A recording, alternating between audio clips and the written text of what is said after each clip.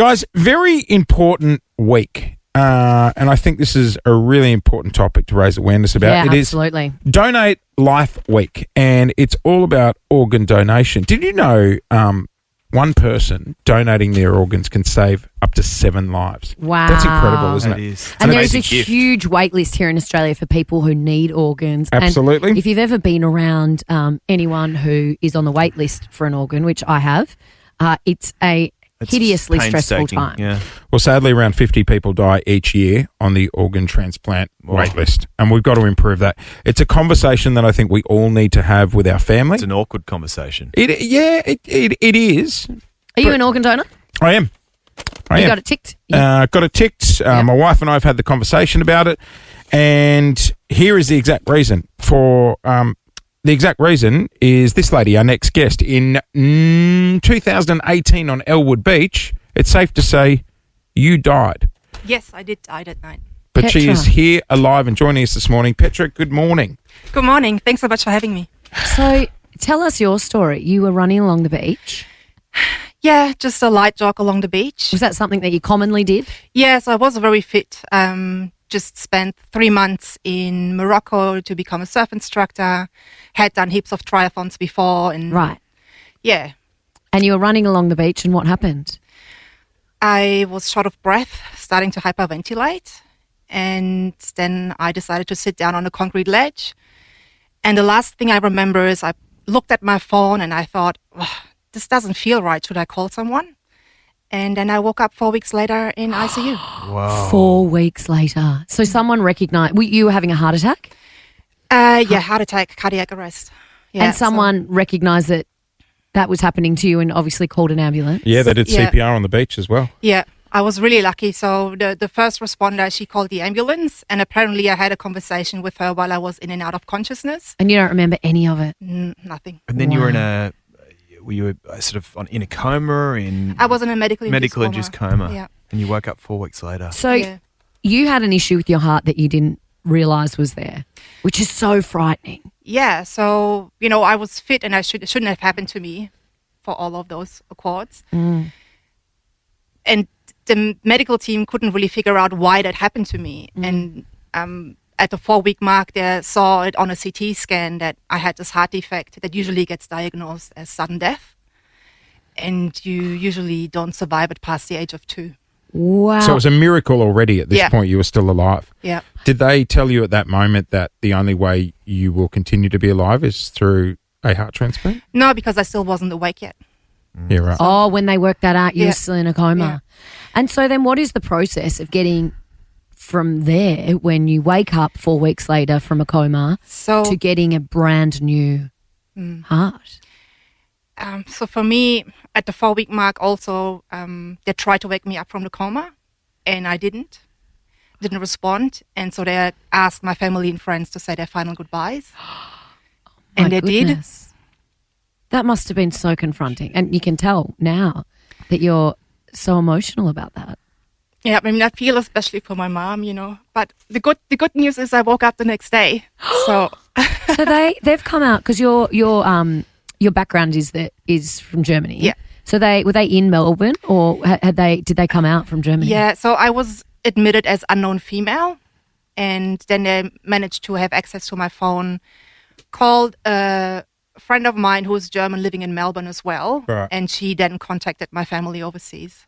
Unknown female. So- That's scary. How do you end up with a new heart?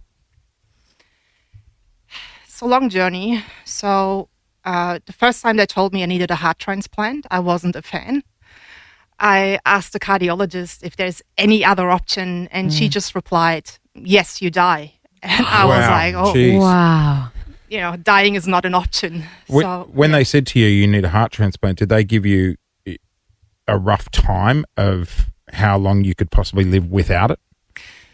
No, because at the time, like when I signed up to the list, I only had 2 weeks. They gave me only 2 weeks to live without a heart. Right. Oh my goodness. And I was really lucky. I only had to wait for a week.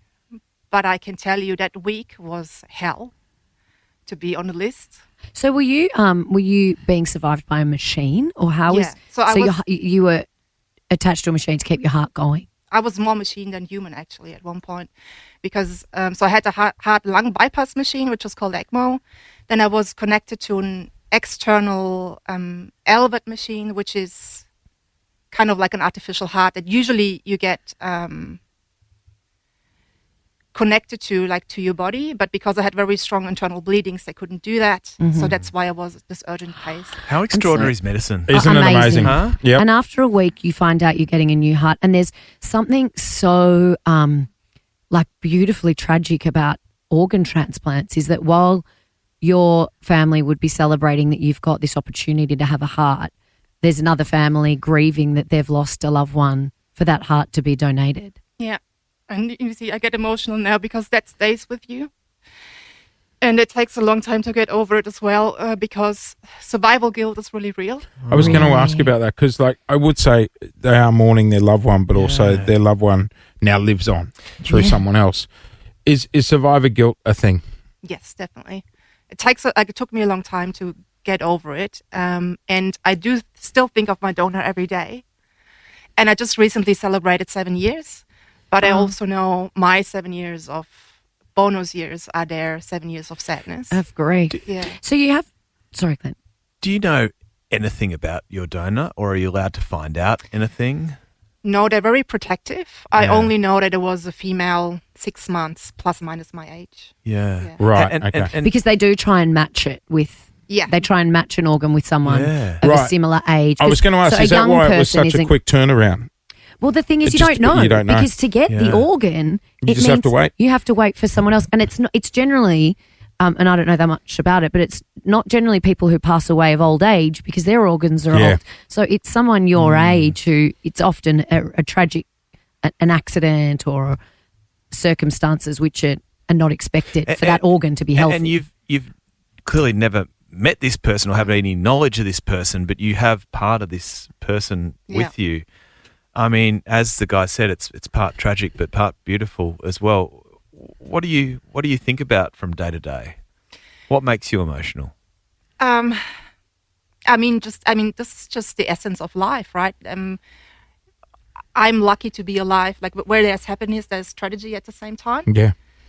But the thought, like for me personally, whenever my number is up, knowing that I might be able to give somebody a second chance at life is just really beautiful, and makes me at ease that whatever happens, at least I have that. Can I say also, I understand there would be survivor's guilt, but it's quite clear how much you appreciate what that person did for you. Thank you. Yeah. This might be a silly question, but did you feel any different waking up and like you've got a different organ that isn't identical? It could be a different size. Did you feel different? Like when you get new tyres on a car. Yeah. Yeah, No, but you drive. Yeah, seriously. you drive around going, "Oh, the car's been serviced. I can feel it. Yeah. It's driving better." So I when I woke up, I felt like, I think we're going to go along really well together. Yeah. You heart and myself. We're a good match. Yeah. But after that, I kind of fell into an identity crisis because they say your heart is your soul. Yes, I can And imagine. if they take your heart, like, who are you anymore? And it's taken me a while, but I've now decided I have two souls, and I can afford to sell one to the devil if need be. Hey, But do you feel like yourself again? Yeah, I do. Yeah. That's wonderful. I mentioned earlier that it can be an awkward conversation for people to have, or something. Which conversation? The whole organ Are you an organ donor? donation route or route. What would you say to people who are contemplating going on the organ donor list? I would say definitely do it. There is no downside to it. Once you die, it's pretty much just a waste if you don't donate. And not everybody can donate their organs. Just because you're on the list doesn't automatically mean that you will become a donor. But at least there's a chance. Because I guess you have to stare your own mortality in the face when I get when that. you sign up to, Yeah, I've signed up to it, and I had that. For a lot of people, it's quite hard to contemplate. I get that, but the flip side of that is I sit there and go to those people who'll be like, "Oh no, not for me. I'm not doing it." It's like, but what if you found yourself in a situation where you where you needed someone's heart? You'd happily take it. Yeah, I bet you'd all be bloody up for it then. You know what I mean? Yeah, I do understand the confronting nature in it though, and I can also understand the confronting nature in accepting somebody else's organ, because an organ can come from anywhere in the world. Anywhere in the country. It is amazing how something might happen in the Northern Territory, and they know in the Gold Coast there is someone requiring this organ, and they have to get that heart, still keep it perfectly formed and healthy, transport it across the country, get it to a hospital. Oh, the logistics behind it is incredible. It's unbelievable. It's a huge process, and like Clint said, modern medicine is just so amazing. And until you came in and shared your story, I'll be honest, I was a bit complexed why information wouldn't be passed on between the family of the person donating and the person receiving. And I sort of get it because, like you said, you suffered survivor's guilt. And I guess people just deal with emotions in a different way.